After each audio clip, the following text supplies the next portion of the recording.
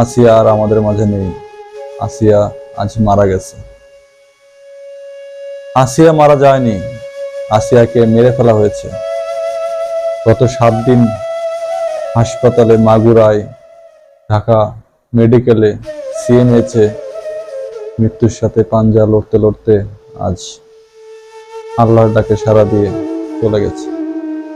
আজ সারা দেশ কাঁদছে, প্রত্যেকটা মানুষ কাঁদছে আসিয়ার জন্য। আসিয়ার লাশ হেলিকপ্টারে করে মাগুরায় গেছে, তার জানাজায় অনেক মানুষ এসেছে। আল্লামা মামুনুল হক, হাসনাত, সার্জিস, আপনারা জানাজায় কেন গিয়েছেন? আপনারা দেশের মাথা, আপনারা দেশের মুরব্বী।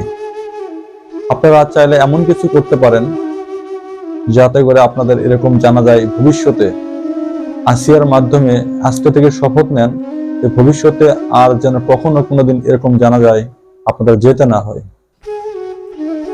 আসিয়ার মা পাগল প্রায়। সে একটি কথাই বলেছিল কিছুদিন আগে, আমি ফেসবুকে দেখেছি।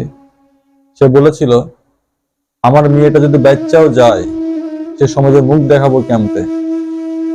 পাগলি মাটা এটাও চিন্তা করে যে আমরা সমাজ কতটা খারাপ, কতটা কষ্ট হইলে এই কথা সে বলতে পারে যে আমার মেয়ে যদি বাচ্চাও যায়, এই সমাজটাতে মুখ দেখাবো কেমতে।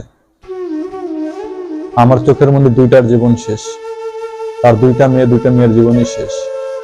তো আসুন, আমারও স্ত্রী সন্তান, বাবা মা বোন আছে, আপনাদেরও আছে। তো নিজেরা আগে সংশোধন হই, পরে অন্যকে দোষ দিই।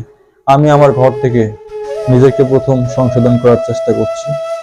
আপনি, আপনার পরিবার, আপনার ভাই ব্রাদার সবাইকে নিজেরা সংশোধন হই, সম্মিলিতভাবে সবাই সবার পাশে থেকে সবাইকে রক্ষা করি। আসিয়ার মতো আর কারো এরকম পরিণতি না হোক। আসিয়াকে আল্লাহ জান্নাতে সর্বোচ্চ মুকাম দান করুক, এই দোয়াই করি। আমার কথায় কোথাও ভুল ত্রুটি হলে ক্ষমা সুন্দর দৃষ্টিতে দেখবেন। ধন্যবাদ সবাইকে। আসসালামু আলাইকুম।